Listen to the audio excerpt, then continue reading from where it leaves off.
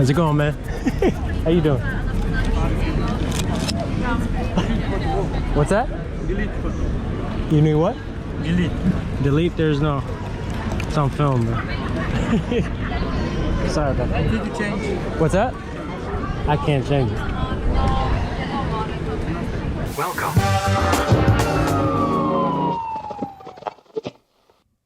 Hello everyone, welcome back to another Street Life show. It's the end of May. We are back with street photography news and spicy main topic discussion. I'm here again with my co-host Tim Wynn from Hawaii on the other side of the globe. And we have our German moderator down in the bottom, at the bottom, Elmar, who is currently camping. He's on holidays, right? Hey, what's up? What's up? Right. Yeah, but he's still here, so we appreciate that. As always, he's going to moderate the chat, which means he's not going to, write in the chat, but he's going to watch it, look at it, and every time there's a relevant question or comment that adds to our conversation, then he will read it out. So if you want to join the discussion, please do that. And yeah, so for all of you who are new to this, who don't know what this is, we started this in the beginning of this year. We just want to talk about street photography related news related or relevant to us, to this community, just to stay up to date. Tim has also a YouTube channel where he talks a lot about street photography, all kinds of topics. And sometimes these topics can, provoke a reaction. If that Let's was just planned or say, not, that's another let's story. just say people misinterpret what I'm saying a lot of times.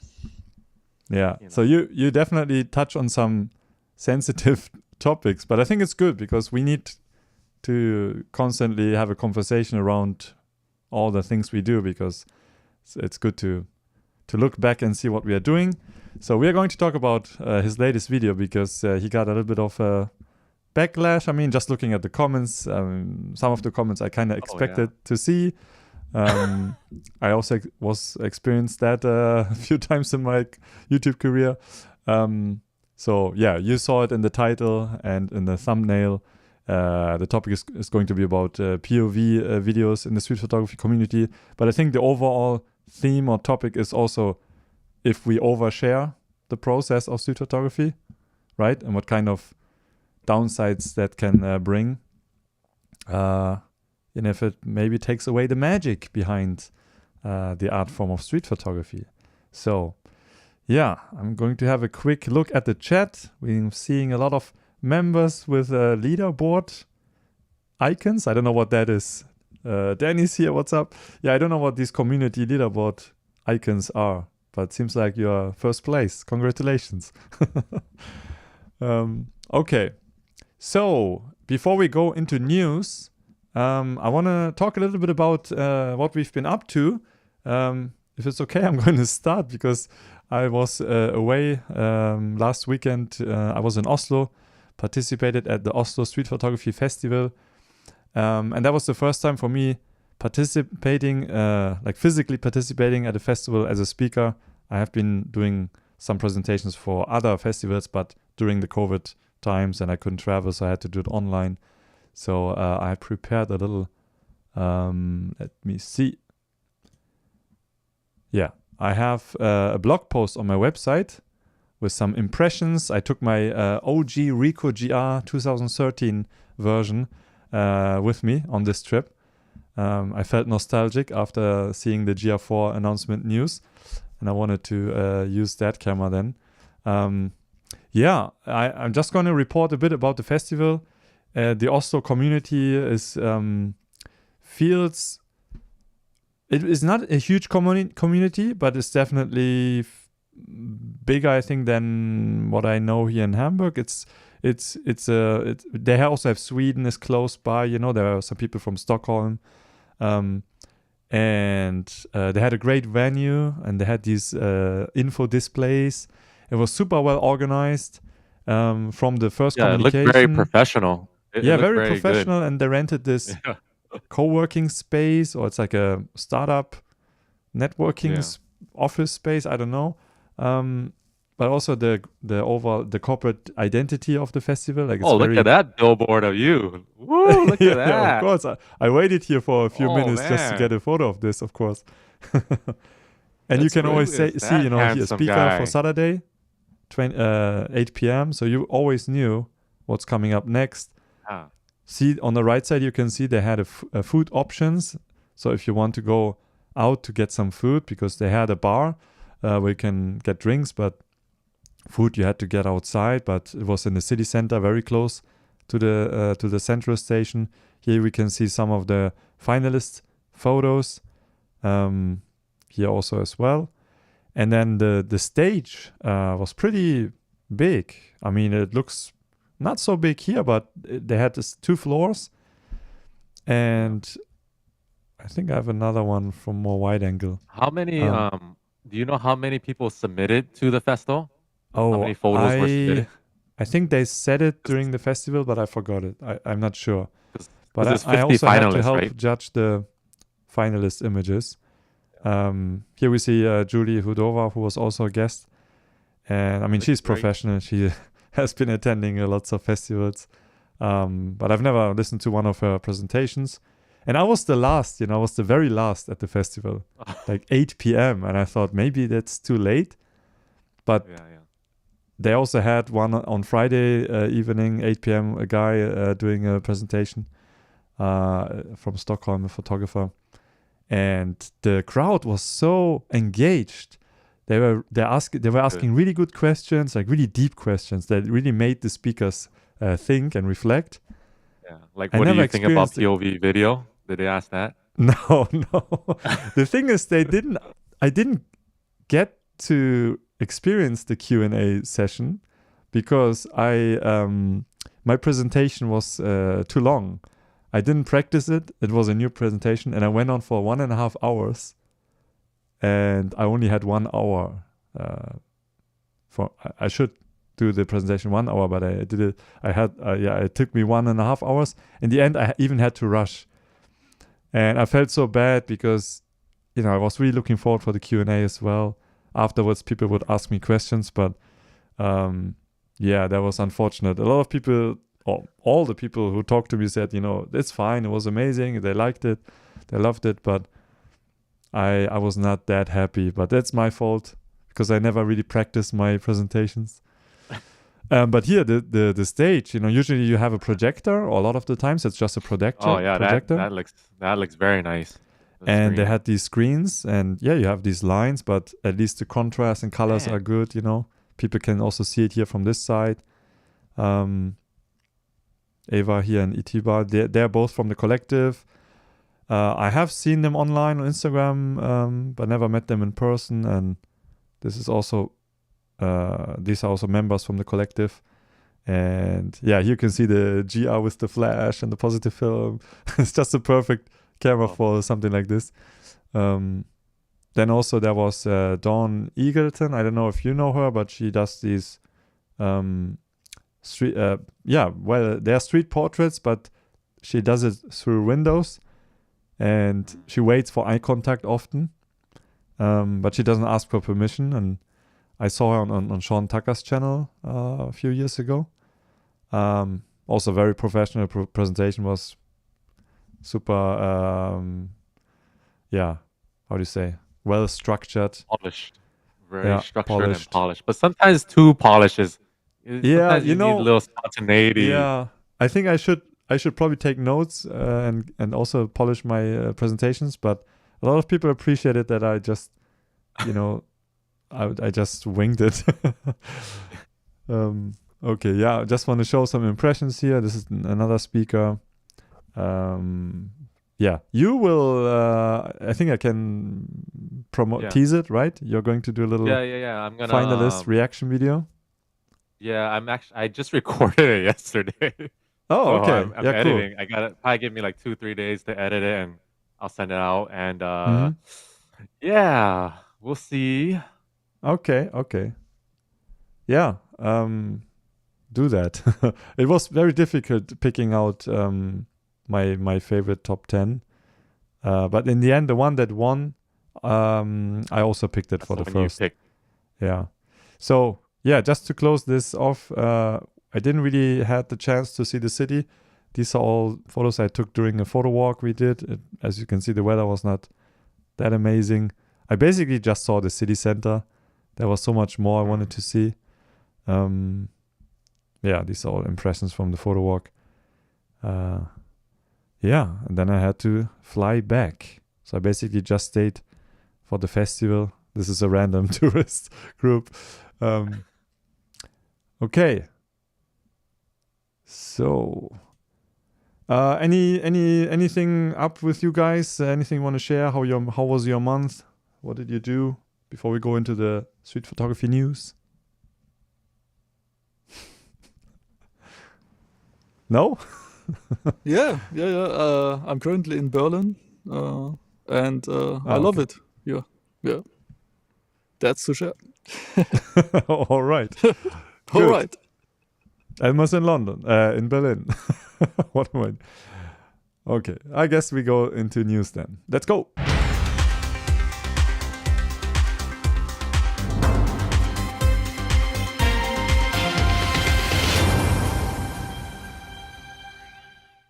Okay, street photography related news. So we only have 2 news really. I don't know if there was more.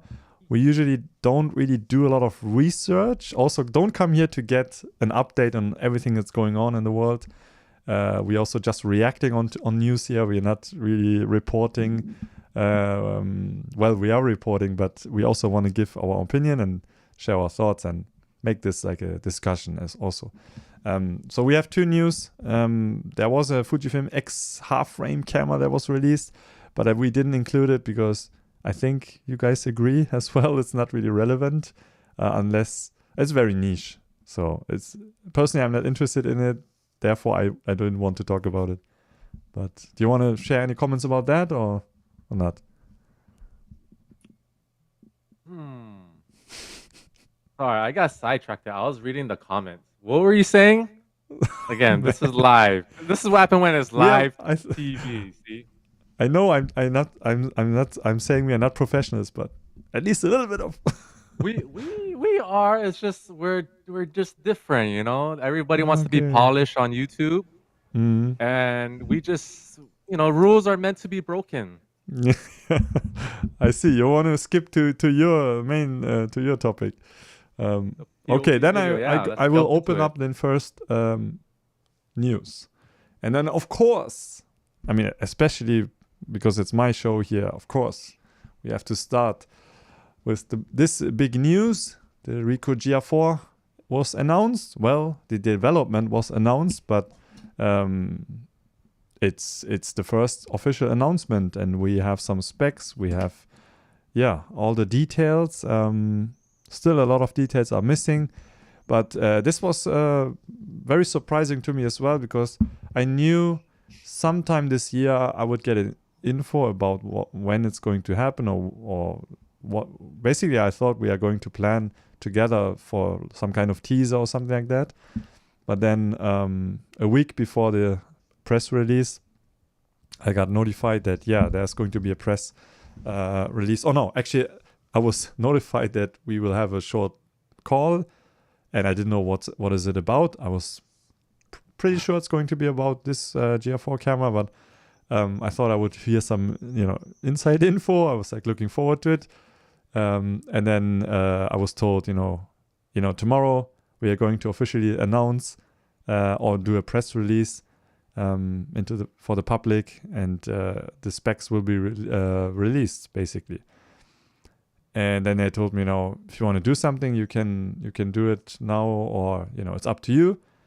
And I had planned other things. I was very busy that week because I had to prep for Oslo as well. But I knew, okay, if I don't do anything at all, then people would message me because, I had to do something. So I'm sure you saw it, or hopefully you saw it.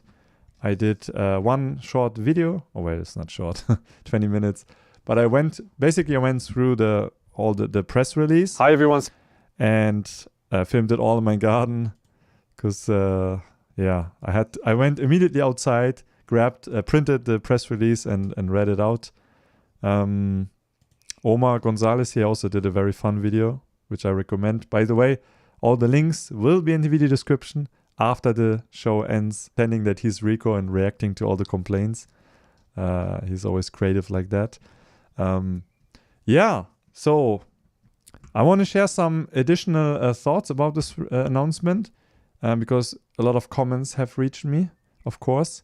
A lot of people who didn't get what they wanted, so there's also a lot of frustration. But I want to hear, Tim and Elmar, do you have anything to share? What do you think about this? Were your expectations met? Are you disappointed? Can we still be friends, or am I also out now? I was just expecting a little bit, like a subtle design update, maybe different color or just something subtly different. But overall, the Ricoh, if that's their branding and they want to just keep the same body and keep the same design and just change out the guts, I'm cool with that. But I guess I was just, my initial reaction was I was hoping some subtle different ring or something. Yeah, I was also, to be honest, I was also disappointed when I already got the brief for the press release. I was shown the photo of the camera, and then I had to ask, wait, this is the GR3, right? This is not the GR4. And no, it is. And then I felt a little disappointed because I was hoping to see, or actually I didn't want to see a new design because I was scared they would not do a better design than this. So I was kind of disappointed because I wanted to see something new, but I was also relieved that it was not something completely different. But they did change the back side. They added, they removed this scroll wheel or this dial on the back. Yeah. And they also added this plus minus switch or rocker from that we know from the GR1 or 2. So that's why I wanted to use my old GR again to get used to that. But then they also, which I didn't notice first, is they also made this adjustment, quick adjustment toggle thing. They made it a wheel, and that will probably change how we use the camera. So I'm a little scared to experience how that will feel like. Hopefully it will be intuitive.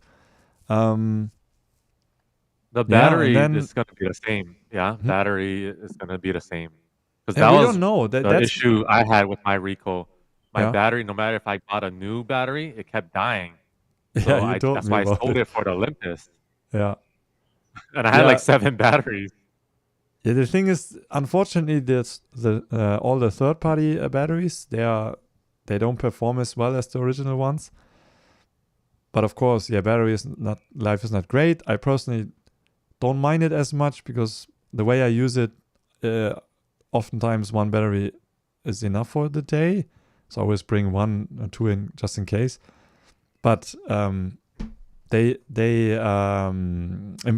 upgraded the internal storage, and you now have to use a micro SD card. So there's no SD card slot anymore. Oh, really? And a lot of people are thinking, and Ricoh or the guy or my contact, I don't know if I can shout him out, but he also was suggesting that maybe, he doesn't know for sure, but it was also his guess. Maybe they wanted to have more space for a bigger battery, but we don't know because they didn't say anything about battery life in the press release.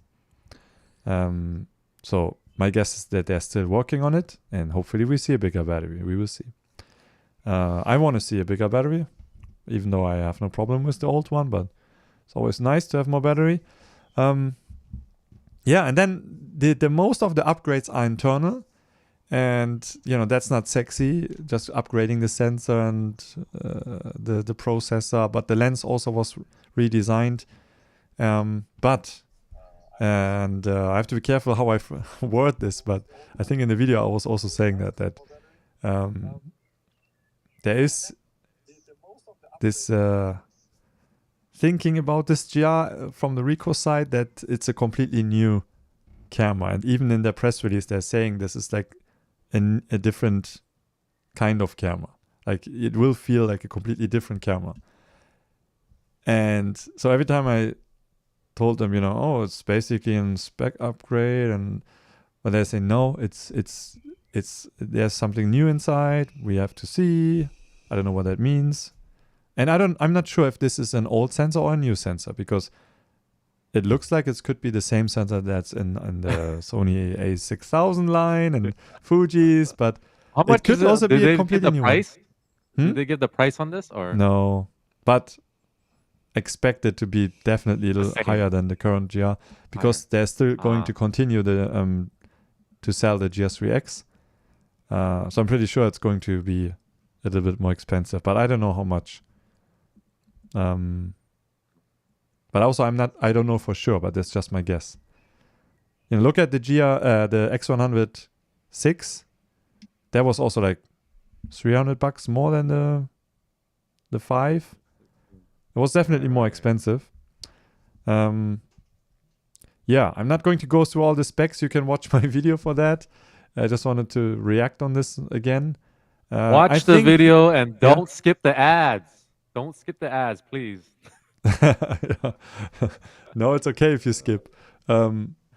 So I'm very curious how it will feel, because I have high expectations now. If they tell me, oh, you will see it's a different camera, and okay, everyone can say that, but I have to see it for myself. And I think a lot of people are just looking at it, and yeah, it looks underwhelming because, oh, I was hoping for 40 megapixel or more. But I'm glad that they at least upped the megapixel a little bit, even though 24 is still fine for me. I know you use your Olympus, which is 20. Yeah. And so now that I use my old GR, the 60 megapixel GR, seeing the photos, the RAWs, it's so good. You really don't need more resolution for street photography. Well, I feel like people don't buy the Ricoh for the megapixels. Exactly, They buy it they sacrifice the megapixels for the compactness, and yeah, if they want megapixels, they just go to Fuji or something. Yeah, and it's to think that 24 is not enough these days is already sad, because it's more than enough. And now that we have 26, at least we can correct the horizon and crop a little bit and not really lose resolution compared to the previous model, or get the same resolution basically. Yeah, I don't know. I think we have to wait and see. We have no idea about autofocus performance and that kind of stuff. They also upgraded, or there's a Mark II version of the dust removal feature in it. Oh. I don't know what is improved, but some people even don't know this. The sensor does shake every time you turn on the camera and turn it off. And then the dust should fall off the sensor, and then it's going to stick onto some kind of tape on the bottom. I don't know. We're looking at like December release, right? Was it December you said? No, it's sometime in fall. Oh, yeah, sooner. Okay. So I thought I read you saying December or in the video or something. Maybe never mind. no, I don't know. There's no official month or release date, but I'm guessing sometime around fall. So yeah, we will see. We have to wait. Let's be a little bit more patient. At least we know it's coming. And at least maybe that was also the strategy, to get this news out so that people are now getting upset about it. And then they are not going to explode when they see the release, Just test it. Yeah. But I don't know. I have a feeling once people experience the new camera, and, I'm just saying this because I hope this will be the case. I haven't had it yet. I hope that people will experience like, oh, this is different beast. This is like, wow, so snappy, and there's something different. Hopefully, that's also my hope for it. Otherwise, maybe stick with the old cameras, because the GR3 is discontinued now. They're only selling off the rest, the stock they have left. But the GR3X is going to be continued. They're going to continue making it. I'm a little sad that I can't have a GR4X right at the start. Ooh, Yeah. But I'm now back to 28 with the GR1, and it feels good. So I'm prepared. I'm ready. And I have expect, my instincts kind of tell me they didn't want to do too much of upgrades with the GR4 because they're probably saving it for the GR5 just because numerically the 5 is maybe going to be a big. They're planning for that. I don't know. That's what I'm kind of guessing. maybe. Yeah. Yeah, it's always good to always bring back this chart and to remind ourselves because about the update cycle of the Ricoh GR cameras. They really didn't change much. I mean, especially the digital models. The first digital GR here came out 2005. And, okay, the lens looks smaller, but it is really just the same camera overall. And they don't really make a different camera out of it. It's not going to evolve into something different, which I personally appreciate. I know a lot of GR users as well, but I can understand when people got into the GR cameras with the GS3 and they have all these sexy Fuji cameras and Olympus and Nikon. Do you have any ones from the 90s? Do you have any of those older ones? Or are they hard to find? I don't have any. No, I don't have the old film cameras, the film GRs. I've never owned one. I only have this one here, the 2013 GR. And then the GR2 they only added Wi-Fi to it. You see this bump? That's for Wi-Fi. So, I skipped this camera because it was should I care about Wi-Fi? It wasn't interesting to me that back then. But see, it took 2 years for the GS2 to come out, and then it was just they added Wi-Fi. And then another 4 years for the GS3. So I waited. How long is this? 6 years, yeah? I waited 6 years for an upgrade to my GR1. And now I have waited another 6 years. So it's all according to the plan. I mean, the GS3X also came, yeah, which I consider kind of a different camera, but and the Street Edition, and they had different variations, but yeah.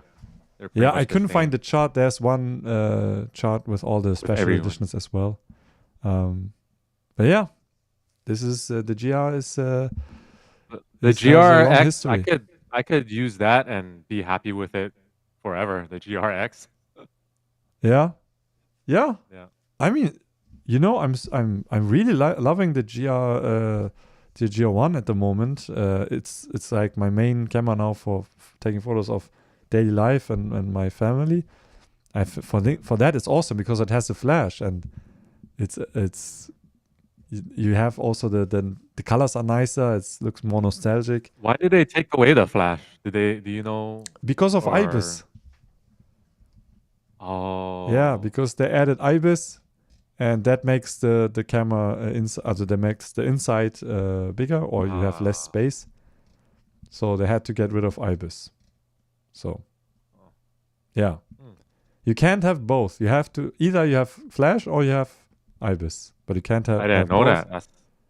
I'm learning. I just want every day. I'm learning. You should learn. No, and then about the weather sealing, I think a few comments we need to say something about that. So fact is, I mean, this is fact based on 2 years ago, having conversations, or 3 years ago with Ricoh, that it's such a small camera and the sensor unit is so large that when you seal it, then it gets really hot, obviously, because it's already a camera that gets hot. Some people have overheating issues even. Especially people who live in more tropical places. So if they would seal it, then the camera would be even hotter, quicker, faster, and then battery life would also suffer because of that. It's just not possible. And then some people have told me, but hey, these Olympus underwater cameras, they can do it. And yeah, but look at this sensor. It's like less than what is it? Less than 1/4 of an inch, or I don't know, like tiny sensors, and that's just not comparable. Because an APS-C sensor is so much bigger than a small smartphone sensor, and it just gets warm. Then you have IBIS with a magnet, it's unfortunately not possible. And then, of course, the lens design doesn't also really allow for weather sealing. It would make the camera, of course, a lot more attractive for people who want to use it outside. I wouldn't say no to weather sealing, obviously.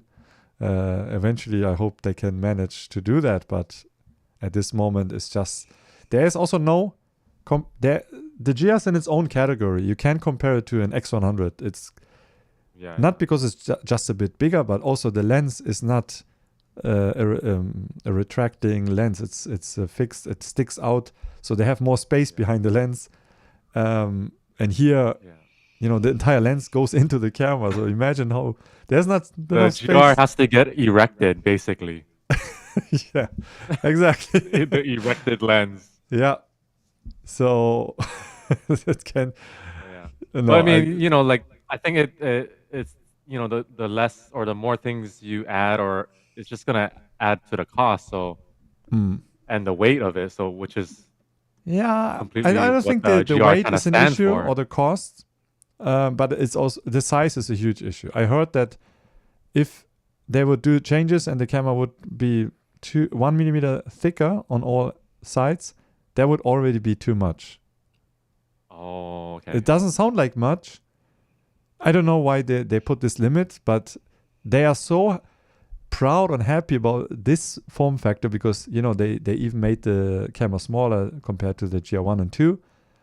So they somehow made it smaller back to the original digital GRs that came out in the 90s, early 2000s. And they wanted to keep the same form factor, but then with APS-C, it had to grow a bit, the camera. Now they were able to shrink it back to a similar size. And I feel like this is also the maximum. This is like with this size, you can still put it in your pocket. With the GR1 and 2, it already feels a little bit too big. So I can understand. It has to fit in. Danny in the comments section, she said something that just popped in my brain. Okay. Like who uses a GR to record video? Yeah. They could just lose that entirely and just make it a pure street camera. Yeah. Yeah, I agree. I don't know what that opens up or if it lowers the cost or something, but that would just be cool if it just does. I honestly expected them to get rid of video. Maybe a lot of people requested better video capabilities, but they didn't really improve it. It's basically the same. I think they upped it to 60p in terms of 30p, 30 frames per second. But maybe the quality will be good. Let's see. But I don't think so. But we have to see. And I filmed one video on my channel entirely with the GR3, and it's actually not too bad. The audio is very clear, but also very loud. It's not a camera I would use. Just use your phone. Your phone would be much better. So I don't think I have anything else to add to it. We can move on. So this summer things are going to happen, I'm sure. I can already promise you that eventually you will see something on my channel for sure, of course. I already have some plans what to do with it. And stay tuned for that. We just have to wait. Hopefully it's not going to be delayed and they're sticking with the fall release. Elmar, do you want to share any thoughts about it or? Can we say you just bought the GR3 back? Yeah, for the third time? I bought it back. Yeah, the third time. And for now, I think I will keep it. And I also revived my GR1 from the dead. I'm a little bit disappointed that the body is still this tiny. I like the design of the GR1 and 2 a little bit more because my hands are a little bit bigger. But I can see it why, because the most people will fit the new size, and also the smaller the camera is, the better it fits in your pocket. And in terms of usage, I can use it the same as the GR1 or 2. But yeah, it feels a little bit better in my hands, a little bit sturdier to keep it like this, because I can put on a grip. And that was the main reason I sold it, because my fingers here are a little bit too cramped. But you can work around with your strap, by the way. I can hold it like this and shoot it like this. It's a new thing I tried. It does not cramp my fingers that much. Okay. Yeah, see, for some people it's even too small. Yeah, and I also don't need weather sealing. I shoot the GR, my first GR1 I bought in like 2014, I guess, and never needed weather sealing in this 11 years in none of my cameras. I don't know where people are shooting the cameras, but I shoot it. I carry them all the time. Yeah. I think it's mostly just a mental thing as well. You want to have a peace of mind, your equipment is going to survive. Of course, when you spend money on your camera gear, you don't want to, get your camera destroyed just because you use it outside. I can say I have never heard about a camera breaking because of bad weather or, it can happen. From my own experience and my close friends who use the GR a lot, I have one friend who has issues with dust. He still uses his camera still. I always see one dust spot when I shoot the sky. I've never seen it anywhere else. It's always one. Maybe I saw two at one time, but I never had a big issue because most of the times you don't see it, and then you can also just stamp it out. I used my GR on the rain also a lot, but I have to be honest here, and I don't know if I would do it if I would pay for my GR. It was given to me by Ricoh, the GR3 and 3X, so of course I'm not babying the camera. How dare you? What? Come on, it's only fair, guys. I never got any commission out of every camera I sold to you guys. You would pay for it, a GR. Huh? You would pay for it. You would pay for it if you had to.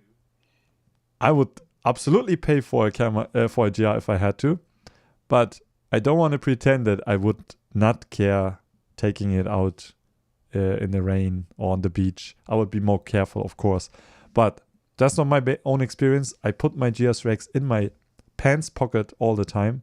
Of course, I make sure my pockets are not too dirty and sandy, but there seems to be no issue for me. And even in the rain, it gets wet a bit. I use an umbrella. It's not a big issue for me. And I have used 5 GR since 2013. It was never an issue for me, but don't want to say it's not an issue.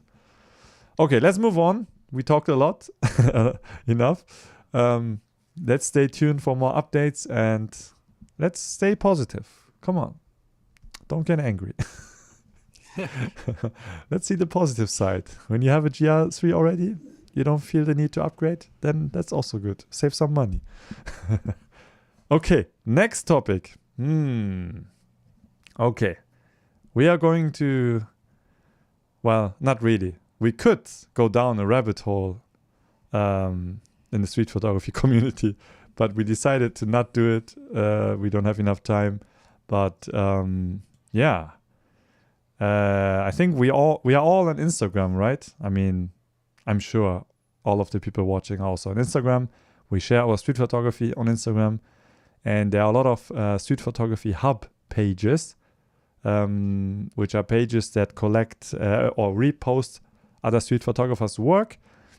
And a lot of them, not all of them, but a lot of them can be used as a source of inspiration. You can see like what great street photography is out there.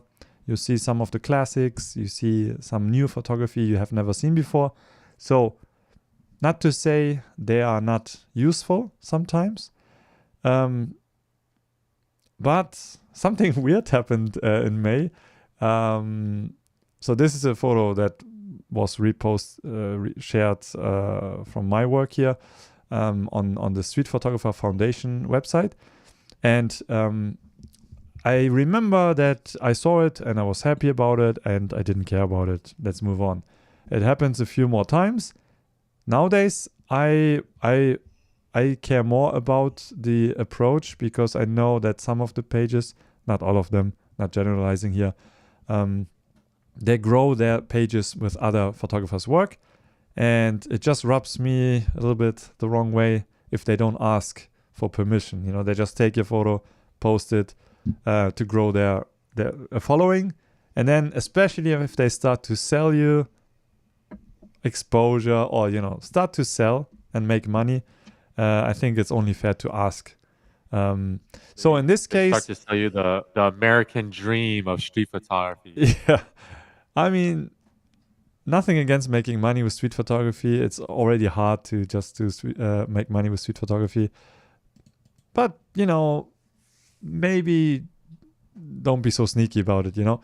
So what happened is here, so I totally forgot about this page. And they are doing annual competitions, like an open call they have for contests here.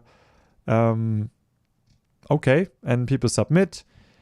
And so the main story of today is the winner of this year's, how is it called? Street Photographers Foundation Awards is our good colleague Tavepong, who is definitely a name amongst street photographers who have been around for a while. And I was very surprised, and I thought maybe this foundation, this page, picked him out of like all their posts. Maybe this was not based on submissions, but I checked the website and it was like 10 or 15 USD per submission. So now I think it's pretty sure that Tavepong submitted this photo.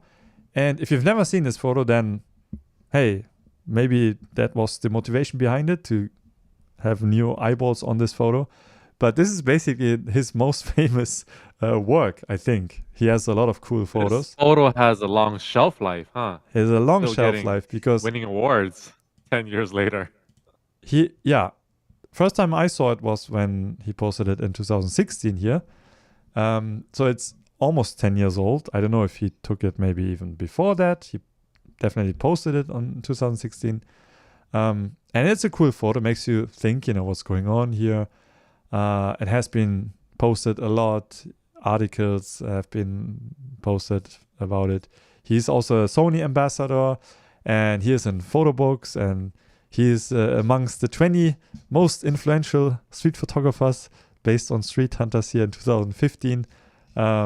That's probably an old list by now, but still, you know, he is established. Let's say he's established. He is also part of festivals a lot, and he has won some festivals as well. And yeah, this photo, as you can see, it pops up all the time because it's one of his famous photographs. So my reaction was, first of all, I did not see it without someone sending me this. Won't say names, but I have my informants, you know. And someone sent me this, and it's like, huh? Why did he submit this? And I was like, oh yeah, why? Because, you know, he won like €1,000, and then just thinking about the potential newcomers who want to get their work, get some exposure for their work, it's also kind of not fair, you know. When I was entering contests, even when my photo was like 2 years old, I already felt a little ashamed to even consider submitting old work again, because, you know, back then, like 10 years ago, most festivals had limitations on how old the photos could be. I remember a lot of festivals and contests, they specifically said the photo had to be taken within the past year, so that they always can showcase recent work. Because everyone can get lucky and get a cool photograph. That's also a little bit of a negative side of these single image contests. It doesn't really say much about the photographer. So also, if you want to see if your work is worth anything, then winning a contest is not really telling much. You could have gotten a lucky shot.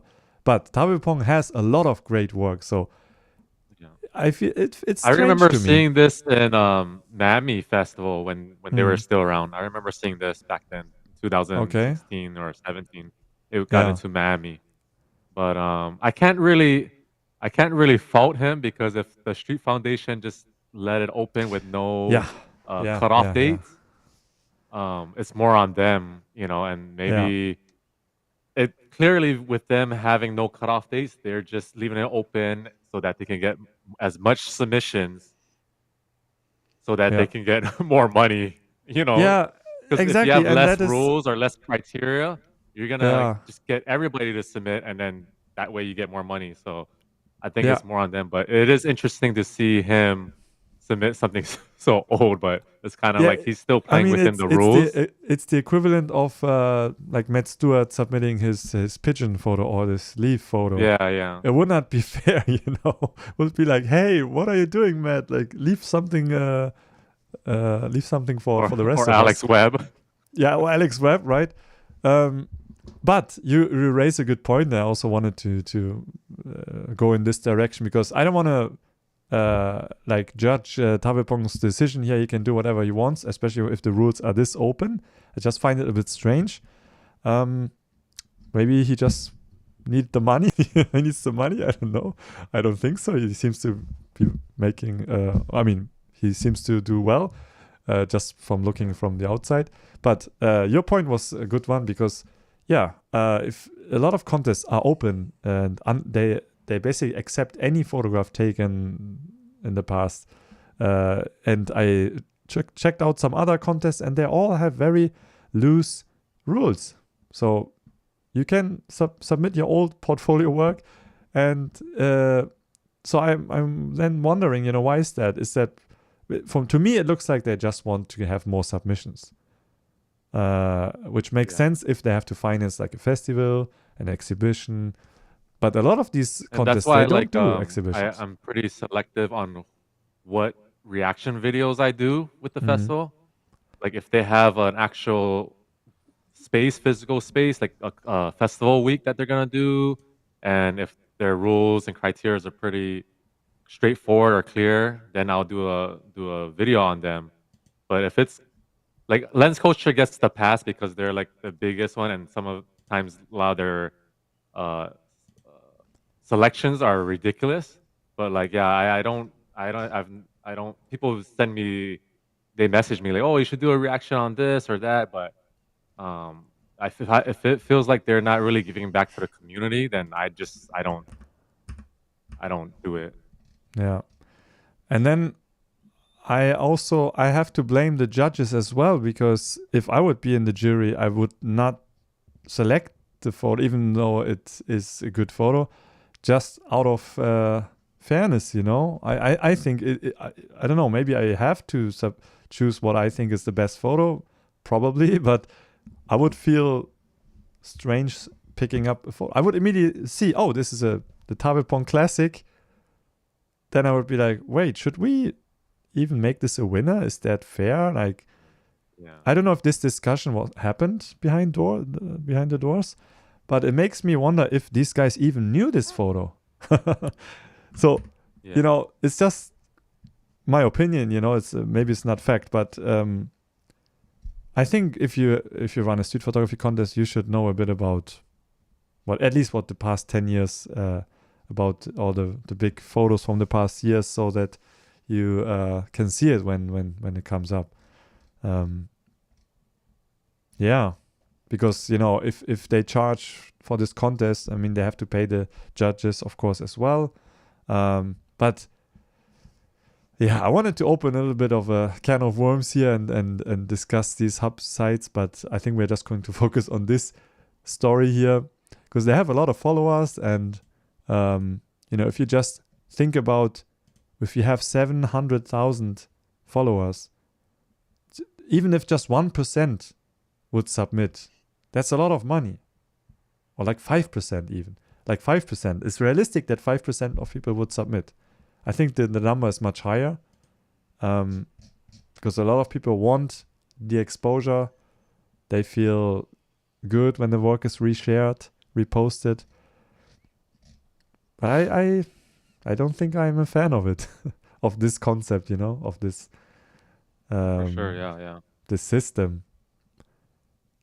So I don't know. What do you guys think? Is this wait? Maybe I check the chat because a lot of people are sharing their opinions here. Yeah, most are not about community, says Danny. It's about making money, and a lot of judges are invited because they are available and friends, and they don't follow criteria and make exceptions for friends. Yeah, we can't really check that, but I heard similar things. You also often find the same judges within multiple contests.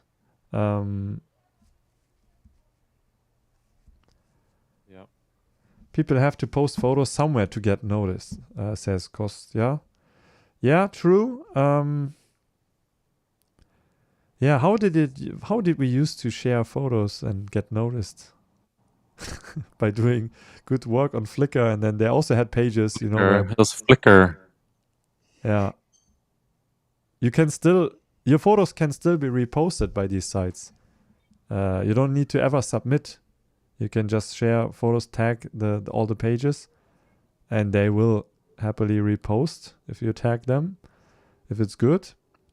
So I think exposure is not a huge problem. Also, we have different ways to do it. You can make reels around your work. You can be on YouTube. But there are lots of methods to Website, yeah. show your work. But yeah, interesting to hear your thoughts. Boring, bye-bye, says Marco. All right. Damn, see you. man. Why See you gotta next leave, time. Marco, what's wrong with you? You didn't have Yeah. breakfast? What's wrong with you, Marco? Yeah, I think it's mainly a money printing machine because that is old photo wins, or when you not all of the competitions look at the winners, they have a huge following. So it makes sense because they will repost that they won, and they also gain a lot of the contest will gain a lot of new people from the winners, and so they circle will get bigger, and new people will submit, and yeah, they make more money, and of course it's some kind of decision to let someone win with a huge following, I guess. Yeah. There was also a comment in the live chat. I mean, that Tavipong, for example, also reposts a lot of his portfolio work. I mean, a lot of people do. I also did it one time because I felt the need to show my portfolio again. But that's also a way how you can grow, because new people will find it and they will see your work for the first time. But also when I scroll down this hub page, they also post the same photo over the year multiple times.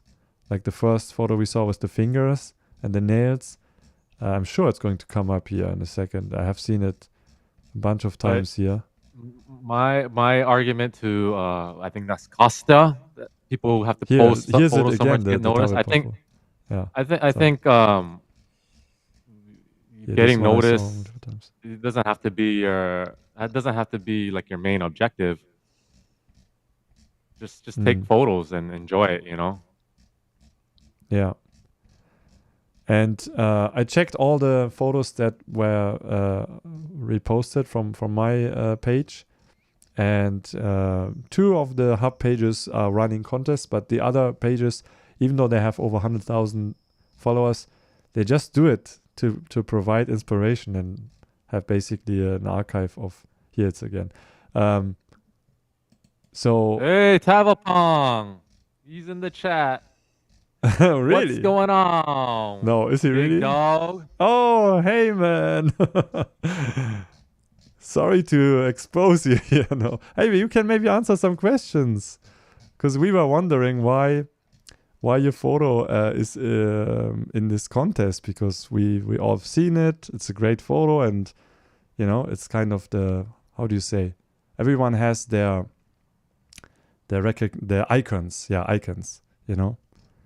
So yeah, please share your thinking behind it, because we don't think that you need the exposure, you know.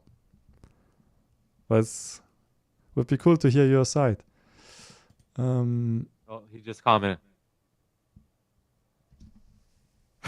Oh, a cat. Damn. Okay, I have okay. one cat. See, okay, good answer. Yeah, I was And again, also we saying mentioned- maybe you we mentioned you in want the the money. we mentioned in the video earlier, what you did wasn't wrong, because you're working within the confines of the orgs or the contest's rules, right? So if they have no date cutoffs, Yeah. you know, it's totally free game. But it's just weird seeing such an iconic photo win when it was, you know, it's just like, what? Maybe Kinda this shocking. will motivate some more photographers, you know, to next contest we will see an Alex Webb photo, and this could be also like used to as a critique to these loose rules, you know, like, hey, if you are basically open up your submissions for everyone, and even if it's like known work. But yeah, I'm more confused why they picked it, to be honest. So that's what I was like, yeah, because I think they didn't know then. They didn't know this photo. That's what I think, you know. Okay, cool. He shares some more info here. That's nice. Yeah. So another reason is that over the past few years, ever since I joined the Up Photographers group, has been difficult to enter other contests. You mean because there are some rules The against judges? That's what usually. Yeah, that makes sense. Yeah. Okay. If you have a member of your collective in the judges Yeah. panel, then yep, probably you That's will fair. hesitant to submit. Almost every competition ends up having my friends from Up Photographer as a judge. So when I saw that this one didn't have any judges from the group, I figured I'd give it a try just for fun. Okay. Yeah. So we know the answer now. He wanted to have some fun with it. And to have some food money for his 8 cats. So I'm curious now if they are going to really do an exhibition, because I tried to find any media I don't coverage think or so. posts about Yeah, I think the it's just past all exhibitions. online. I think. I I think it's just all online. Yeah, I don't think there's. Yeah. But wait, I think I didn't check out here. They have one page for Paris exhibition, but I think it's just on their website. Yeah, they have these like announcements and a real location, but I couldn't find any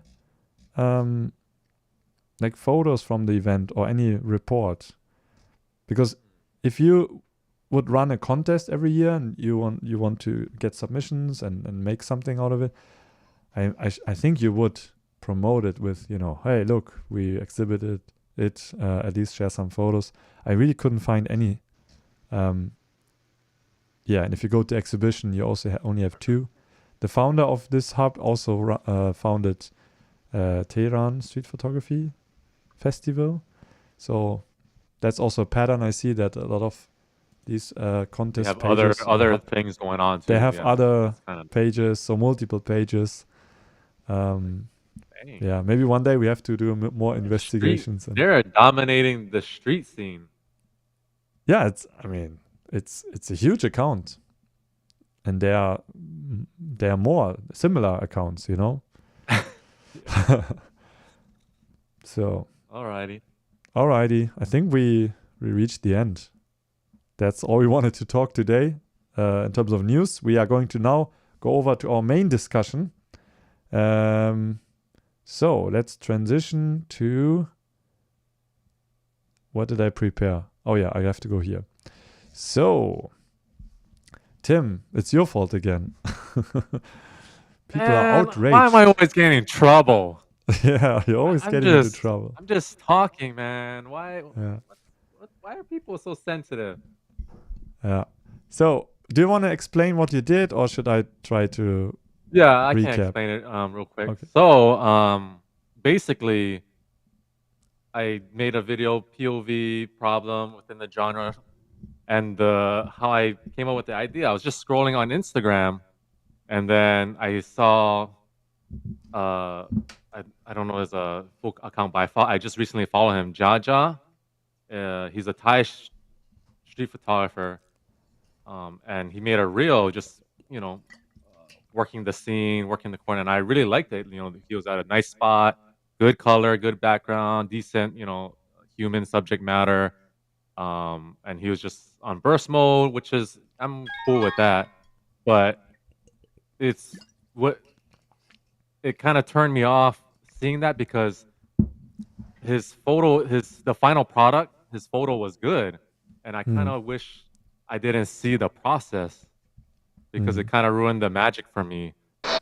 And I felt like that with Lorenzo. Lorenzo has another reel, and I added it in the video where he's Lorenzo showing Catena, yeah? how he's photographing the red flags. Mhm. And I was like, man, I told Lorenzo it's actually a compliment that if the product is good, his photo, then I'd rather not see the POV. If the photo was junk, then I wouldn't really care about the POV video, But because if it's like seeing Alex Webb doing a POV video, it's like, oh man, I wish I didn't see him how he captured all those images. I'd rather just keep it in my own imagination. And to me, it feels like it's just oversharing and losing the mystique. But somebody messaged me on Instagram telling me that, yeah, Jasada does all these POV reels to motivate the Thai community because there's a big street Thai community there. To go out and shoot, to go out and take their camera. But it's like, how am I supposed to know that? I'm just basing it off what I saw and my reaction. Yeah, I think you took some examples you found online without really thinking or looking closely at what they're really doing. Is just to show some examples, right? Yeah. I think I watched your video, of course, and I also talked about this on my channel a few years ago, because I also started to have an issue with POV videos when the whole content is just about the POV aspect, It started to get a little repetitive and boring, especially when the photo at the end is not, if you already see what's coming and then the photo is not as good as what you saw, like us street photographers, we can already see potential in a POV video. We see, oh yeah, okay, now it's coming. Oh, perfect. Now get the photo. And then they take a photo and it's not the version that you expected. Then it's kind of a disappointment, right? So it can also have a negative effect that if you see the process, you are then disappointed with the result because we've all done, myself included, we've all done POV videos, for like experimentation. I think where it really makes sense is like if you're doing a long format, like a 30-minute, 20-minute long format YouTube video, and you just need like B-roll layover or some context to it, then it makes sense. But when it's just 30, 60-second reels of POV and here's the photo burst mode, you really dilute the product, in my opinion, because people nowadays there's really like, as we evolve with the cameras and AI, there's more, I feel like there's a little lack of respect of the photography process, and it just dilutes the product. That's what I think. And so everybody thinks they can just pick up a camera and get a good image or get lucky, and yeah, I don't know. I think people want to go viral too. People want that virality of posting. They just post. This is how I got this photo. This is how I got that photo, and Yeah. Hopefully, one sticks, but I don't know. Yeah.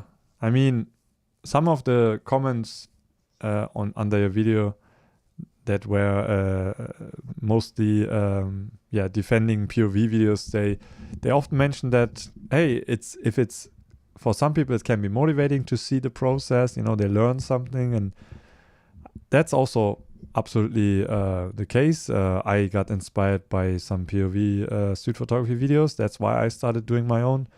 And my first POV videos were all about learning. Even I did them even for myself. Like my very first POV video on my channel, I have this big title page and disclaimer text where I'm basically saying the following photos are going to be shit because I'm making these videos so that later I can watch them and learn from my own workflow and see if I missed opportunities and stuff like that. So, for example, like the way I was doing it is by trying also a technique and then make the video about a technique. I don't know if you remember, these are like very old videos. So it's a location, and then I did like, okay, today's technique is, you know, the fishing technique and juxtapositions. And I would try to demonstrate like how you would do it. But also I wanted to show like the process, you know, like here, rule number 1, just be patient and stuff like that. And I wouldn't even talk. But that, after a while, I got a little bored with this format. And then I started to use POVs as part of a video, you know, because if it's all POV, it can be also a little, how do you say? Some people have a problem with fisheye and fast moving, you know, cameras like here. Back then I wasn't even using stabilized action cameras. So it can be a little, how do you say, jarring, or, you know, when something is hard to watch.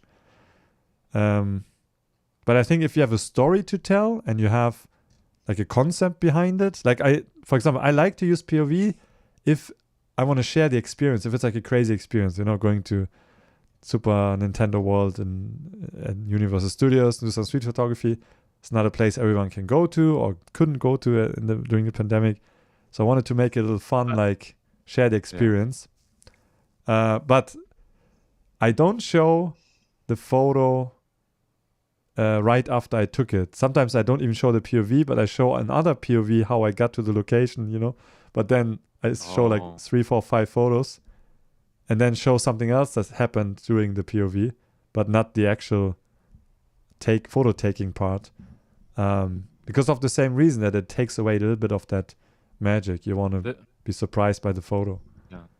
Because I have my own infirmates, just like you. And I hear stuff like people asking other photographers in the community how they do exactly X, Y, Z, and what exactly equipment they use to try to capture the same exact style. And I think that's a lot of, especially post-COVID, I feel like when like a new group of photographers enter the genre during COVID, post-COVID, it just seems like people just want a template of how to do something.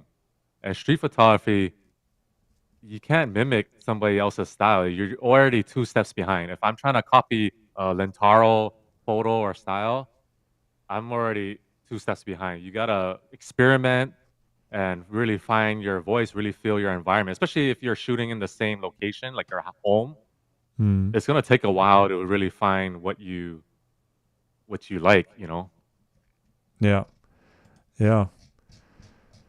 So, yeah, I mean, it has basically become its own genre, POV street photography. When you look up POV street photography when you look it up on YouTube, there are sometimes like 2-hour relaxing street photography POV and videos like that.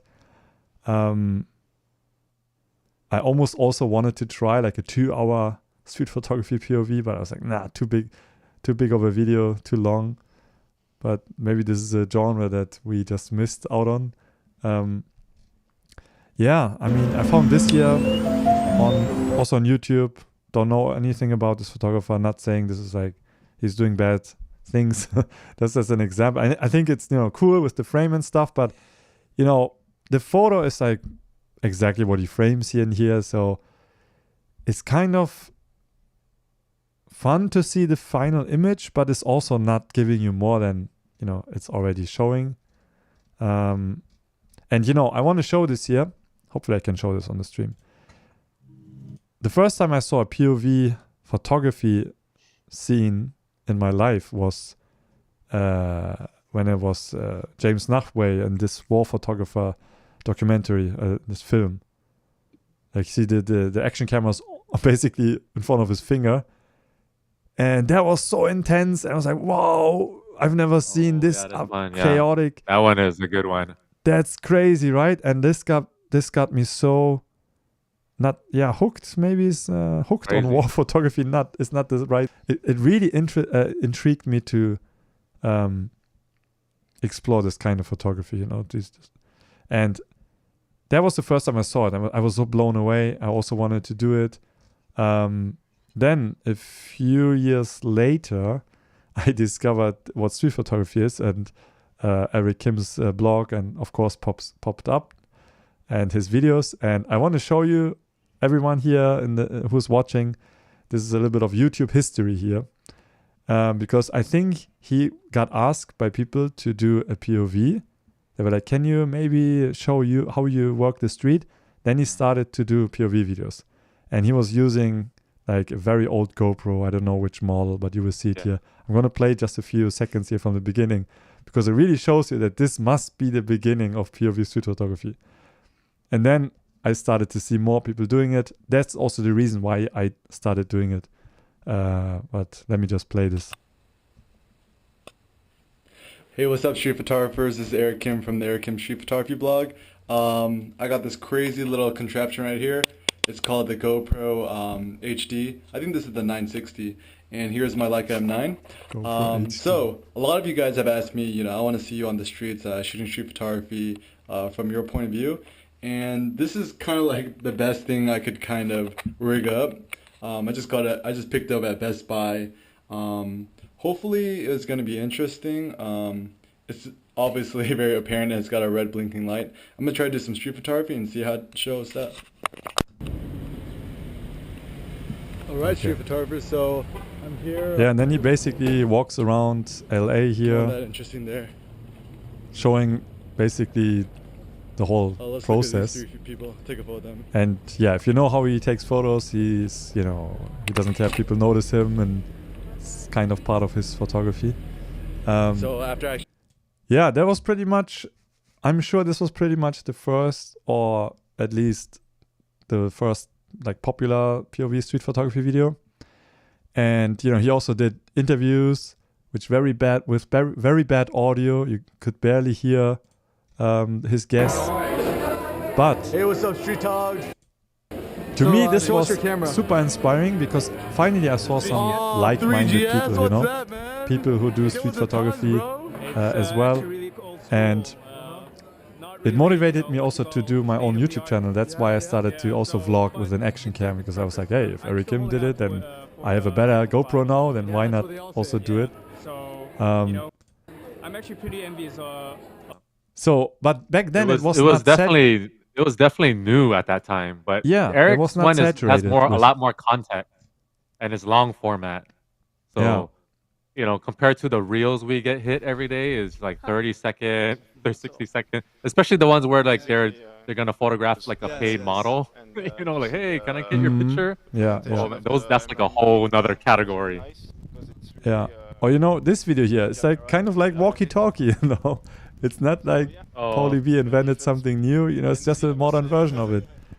And there was really no street photography content on YouTube other than Eric Kim's videos, even though the quality was bad. But I think for us who were active at that time, we were just grateful to get a glimpse into other street photographers' lives, how they work.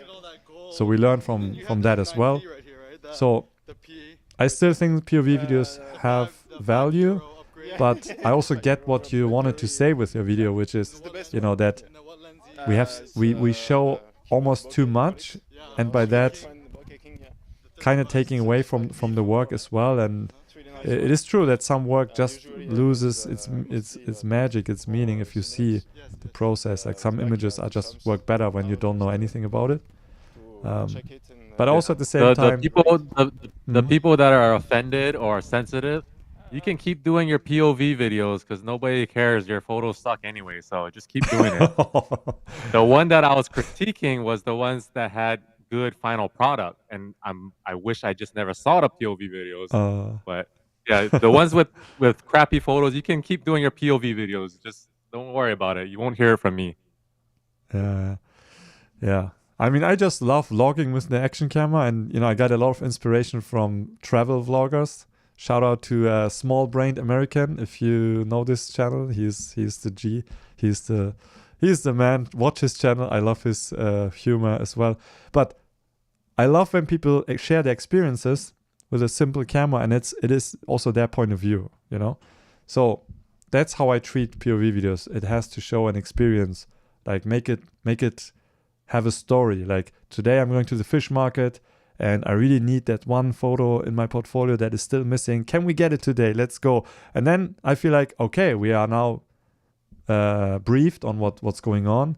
But if it's just like 2 hours with my Leica M6 in the rain, and then it's like, what's the motivation today? What's like, where's the struggle? I think you talked about struggle, right? Yeah, because like it's about finding your for voice, your right? images and Finding like your that. unique voice. So it's about finding your unique voice. So yeah, it's good to struggle. Yeah, and I'm talking from experience here. On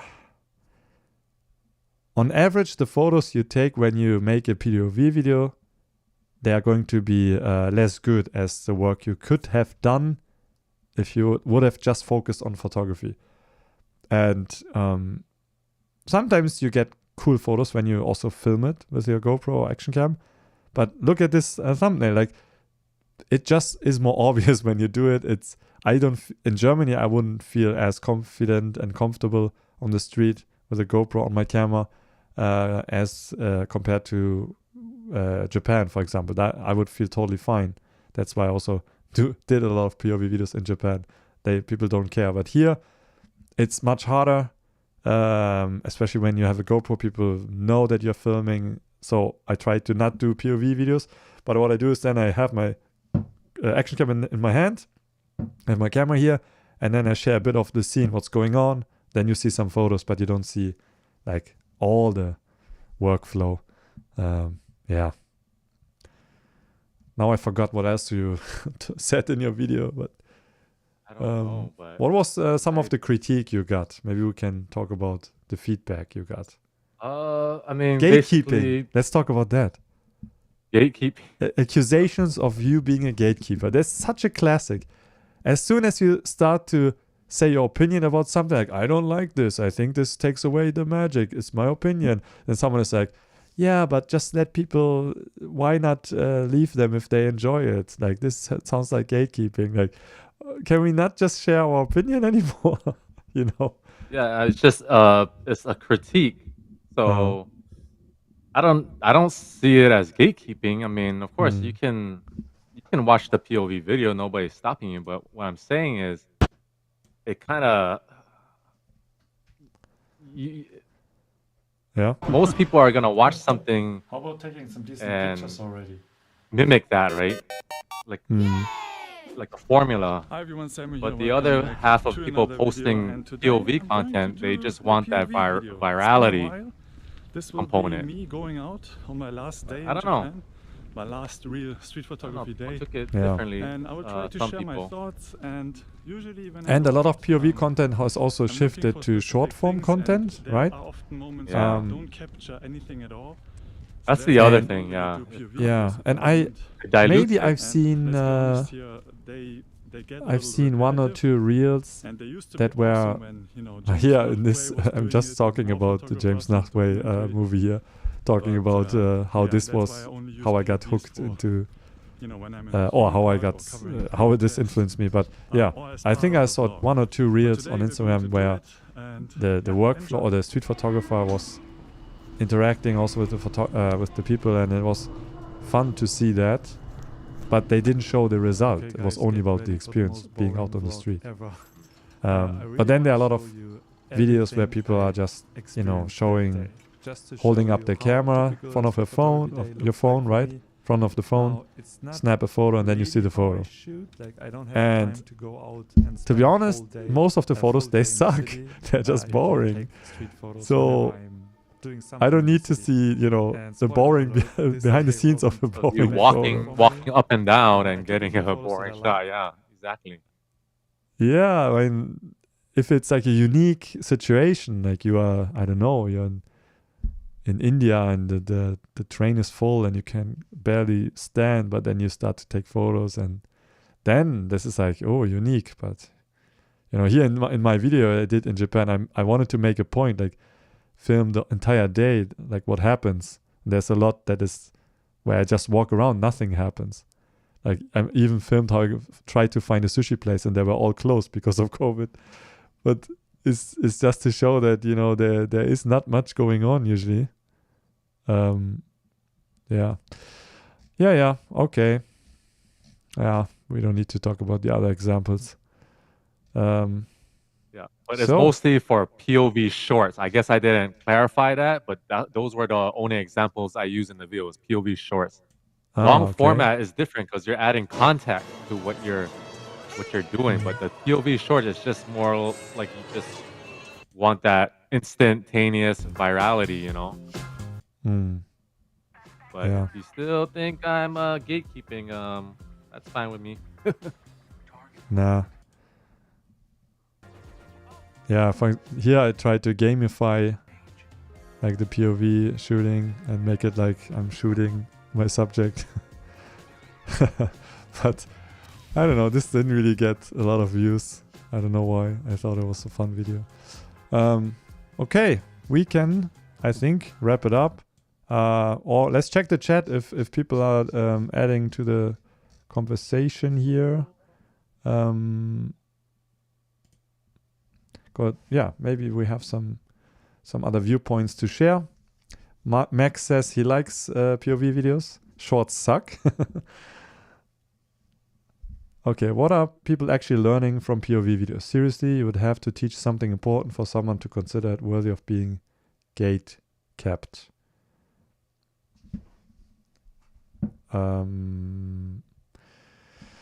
Well, what can you teach with a POV video? I mean, when I did it, my first POV videos, I always tried to have one technique in every video that I would try to teach, but it was mostly about trying to use a technique successfully, but just see if it really works. But yeah, I think it's well, it also shows how difficult it is too. If you're, it shows how difficult it can be, Yeah. Yeah. Okay. Yeah. Or how you would interact in a situation where you would feel uncomfortable, maybe. So then in POV video can help show how nothing is really happening. Maybe you're scared to take photos on the street because you think people would run after you. But if you see another photographer going really close and get good reactions, then maybe it motivates you to also try it. Maybe this could be a way of teaching. Photo books are still the best here, teacher, sharing to the participating in the discussion. Let's see. Another thing is that it serves a solid proof that we actually took those photos ourselves. Okay, yeah, not generated by AI. I was recently accused by someone on social media that I was using AI for some of my photos. Lol. Yeah, that's a good point, I guess. Yeah. How could you prove that you took a photo if you don't have... Well, the thing is, we are already able probably to generate a POV video proof made out of AI, so... Well, you'll have the raw photo, so the raw file is still... I feel like it's more valid. You want to send the photo to everyone video. Who doubts the raw photo. Yeah. But because yeah, in the near future, you can in the near future, you can prompt a POV video for your photo. Yeah, that's what I was saying. Like Yeah. you, So the you could raw probably file, the actual raw file is still more prominent than a POV video. Mm. Yeah. Yeah, but I remember some moments where I took photos that I ended up using somewhere, and later I remembered that I had videos showing how I took it, and I was happy that I had the clips, because then I could use them to show like, hey, I really took this photo, and so it can be a nice memory to also have the videos. But yeah, as I think nowadays you can still use video as a proof, but I'm sure it's going to be harder and harder to use video evidence in the future because of AI. Like we should have a show episode sometime this year, maybe, where we just talk about potential outcomes when it comes to AI and street photography. I think it could be interesting to just seriously think about it, because a lot of photographers in our community, in our scene, they are starting to think about it. And, some people use it, some people are against it. But, Tatsuo, for example, Tatsuo Suzuki, he's written a lot about it. He's really considering what it means to even photograph. And it's really interesting to read what he thinks about it. So I think it's time to not ignore it, but talk about it a bit. So maybe in the future episode. Let me see some more comments here. POV shorts are just algorithm tools. They're not long enough to learn anything. Just see an exciting bit. Yeah, and they are successful. I know a lot of people who grew a following just making POV clips or reels.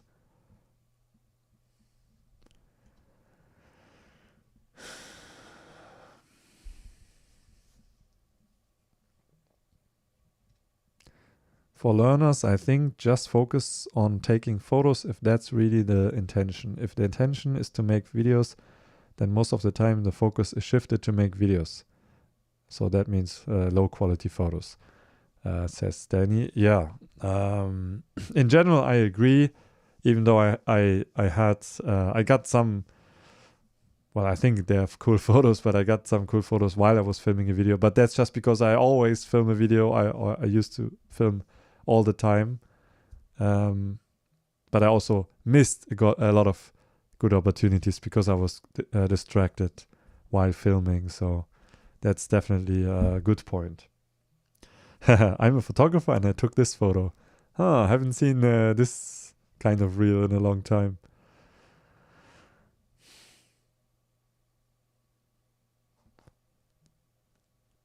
Yeah, Danny says they are already using AI influencers to generate videos for brand deals.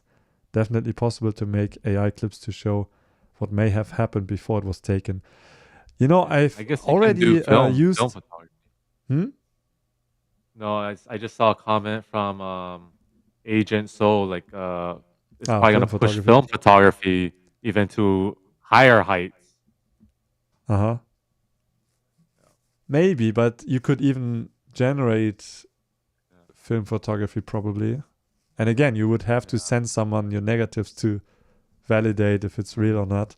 So, but yeah, I wanted to say something, I forgot. Oh yeah, I have already used my street photography and used some online plugin to animate it. Just wanted to see what AI does out of my street photos, and it's really fun. It's like entertaining to see suddenly like the people in your frame starting to fight, or you can prompt anything. And it's kind of strange, but it is sometimes very realistic. So I'm sure in the future you could just type in, please make a POV clip out of this photograph, this moment. But this could also serve for educational purposes. Like if I would maybe teach or make a video about a certain technique, and then I don't have footage of a photo example, I could maybe create a POV and I don't know, and show how it could be done, just as an illustration, a visual illustration. but it's not real. I think we are especially sensitive as street photographers because we want something real in front of our lens. No, Rydia is thinking we are we are still talking about POV. No, we moved on to, or are we? We are still talking about the POV topic, right? Sorry. No. So what is it? But the discussion is about POV, not about editing in RAW. Stick to the discussion. If people want to learn about editing, then see the content about editing. What's so hard about that? Spicy comment. Yeah. No, I know. Did not have coffee this morning or something. Yeah, some people did gotta not have stick up coffee your butt. today. Yeah, we're just trying to understand, what. Well, I don't know. Did we? Did we? Don't have to be sassy like that. We're just trying to It's okay, have it's a okay. conversation about. Any engagement is good topic. engagement. We're just having a conversation about the topic. Yeah. We're just trying to analyze and see where it goes. Yeah, I think we are mostly done with this topic. We are also reacting on the comments here, yeah. So we wanted to see what you have to share, so that we all can talk together. Emma, you have been quiet. Do you have any thoughts on this topic? On POV street photography? Are we oversharing? This is another thing we could talk about.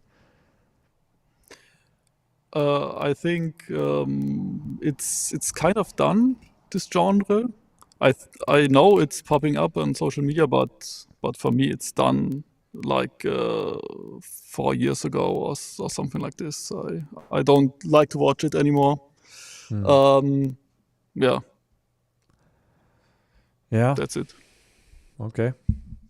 So let's talk a bit about oversharing. I think we didn't really touch on that because we only focused on POV and this format of sharing the process. But do we agree that we have a problem with oversharing in the street photography community? I think that was another point you wanted to raise with your video, Tim, right? Or am I interpreting? Yeah, it's more just oversharing the process because the process. at the end of the day, Yeah. to me, it dilutes the product, Okay. the final product. Okay. But So at the other end, I understand like it could help educate people. So it really depends. Like for long format, I think it's more lenient because there's more context behind it.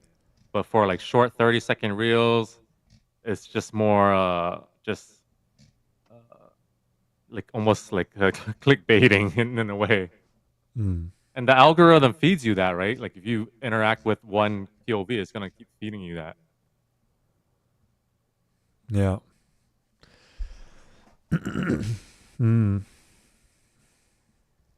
But there's also people, not just photographers, just creators in general, that they post every single day, and I don't know how they do that.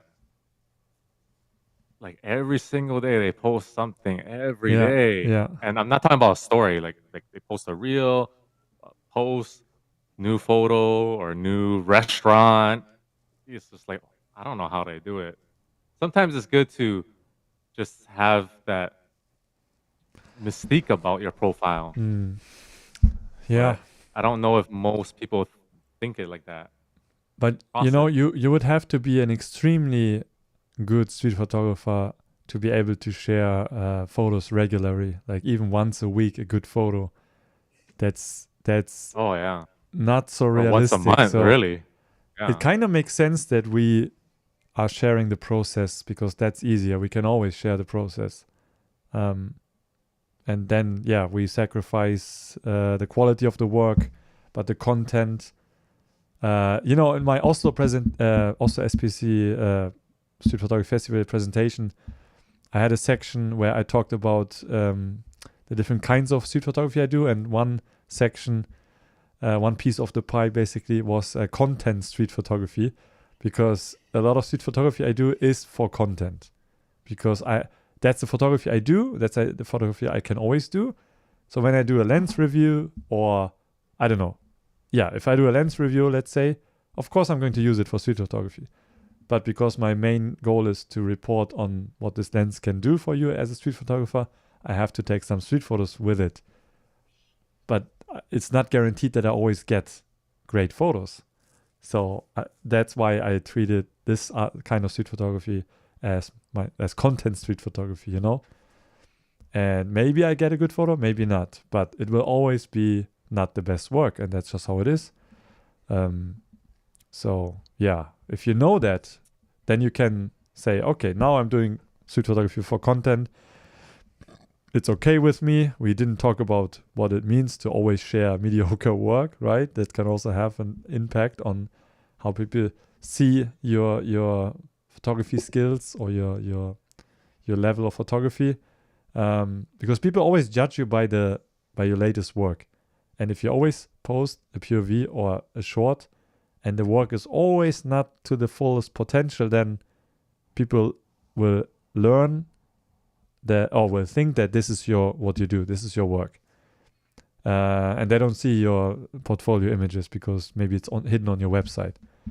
So I had people sometimes, commenting like, yo, you take these shitty photos and you are trying to teach street photography. And I say, yeah, I'm making an example here. No? It's not about showing the best photos.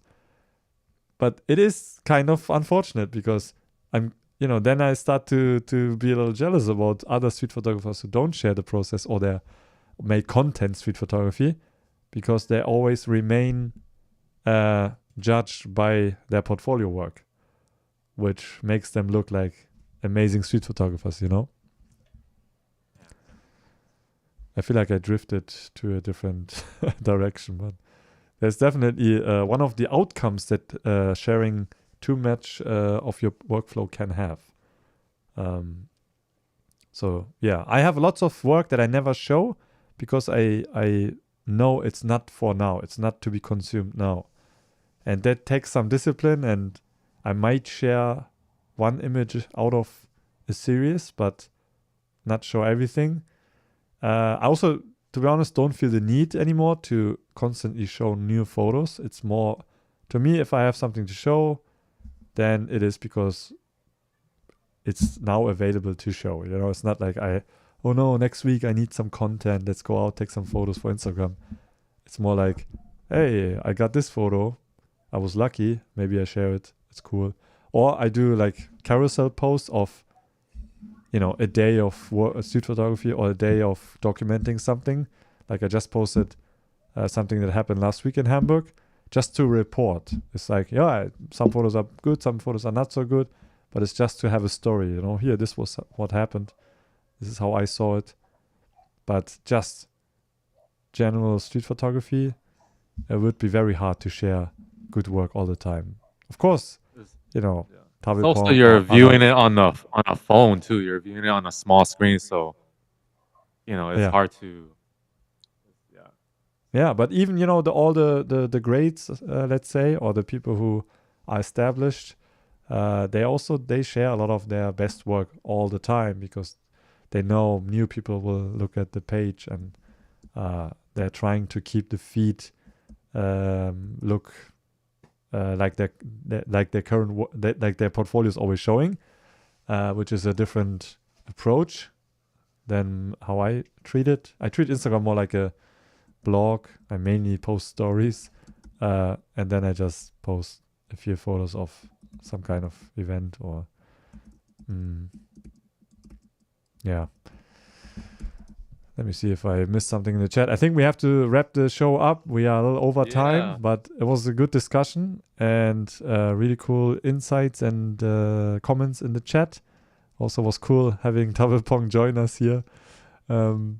You just never know who's watching. Exactly. Maybe you should share more online so that people who you want to join will join you next time. Okay, I'm just going to check the chat if I missed any good comments and questions. Otherwise, we will slowly wrap it up. Let me start the outro music quietly in the background to get us in the mood of saying goodbyes. Okay. So I called, Danny C is saying, I called a photographer a content creator to his face, and he got upset with me and basically doesn't talk to me anymore, even though his friend was nodding yes when I made that comment. Yeah, we photographers have a lot of pride and ego, and it is a topic. It is definitely a topic that some people have more issues with. Some people just accept being categorized.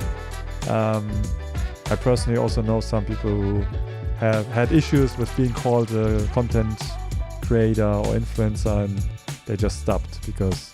Did they ever called you that? Has anybody ever called you that? Probably. I don't remember any specific comments. Oh no, of course. If they did, well, how would that of make you course. feel? Huh? How would that make you feel? Sorry, say again. How would that make you feel if you heard that?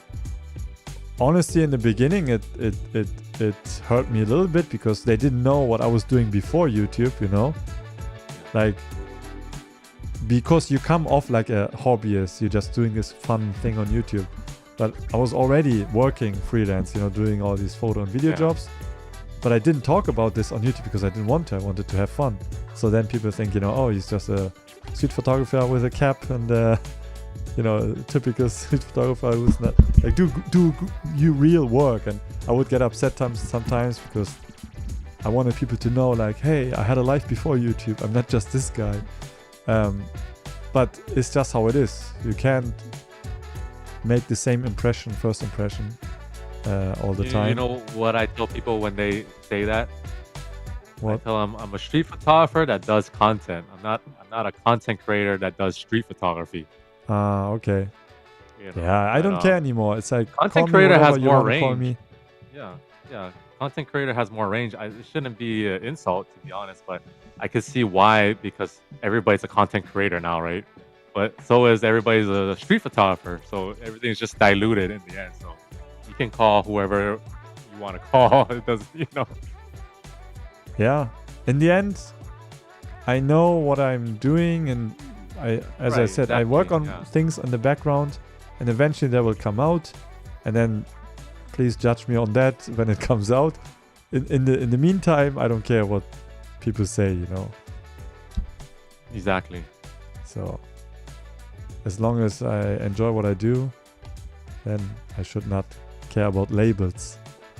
What's the saying? Labels are... There was something about a label. Saying about labels. Okay. Yeah. We will wrap it up. Let's end this here. If we missed any comments, sorry about that. We tried our best to engage. This time we definitely had the most engagement so far. I think it's probably because of the topic. We see you again end of June already. Whoa, this will be a summer show. Maybe we are still here. I don't know. I'm not going away. I will be here in summer. Every last Friday of the month, we do this Street Life show, and we will have some more news in June. And you can always rewatch it. I will leave it on my channel. There's a playlist on my channel. And anything you guys want to plug, Tim? Anything coming up on your channel? I have a Mexico street photography workshop. Oh, yeah. That's in October, but you can check that out. October. There's still like about five spaces left. Yeah. It's your first one? My first one, and it's only $125. It's a steal. For a weekend or one day? Yeah, and then we can talk about POV street photography. Yeah. Yeah. You make everyone bring a GoPro as a requirement. Okay. Yeah, cool. Then we see you all in June. Maybe. Oh, we forgot to show photos. Yeah. We'll save it for next time. Save it for next time. Yeah, Should we? But yeah, next time. But we'll have a lot of photos to show then. Okay. Yeah, I think it's going to be too much. One question out of the chat to end the stream finally. and once and for all for this time. And the answer is only one word. Yeah. Would you rather have the GR4 with the ND filter or the HDF version? Comes from Josh. Sam. You chose that as the final. ND filter for sure. For me too. ND filter. Yeah. Okay. All right. Yeah. So That's it. usually we show our photos of the month. That's just to show what we have been doing, and but it's going to take too much time. So next time we will show the photos from May and June. Hopefully we'll not have too much. Yeah. Okay. See you next. See you in June. Thanks for watching and have a great Bye weekend, bye. I guess. Yeah, have a great weekend. See you. Bye bye.